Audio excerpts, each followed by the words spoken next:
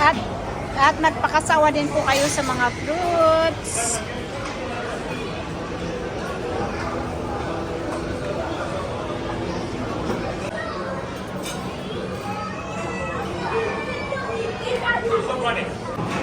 Hello mga ka-guys, for dessert, eat all you can po lahat.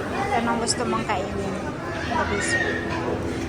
Yung mga dessert, pili-pili lang po.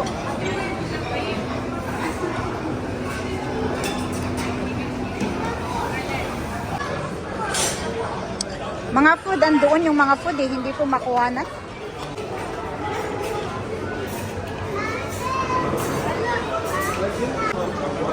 At mga vegetable din. Yan.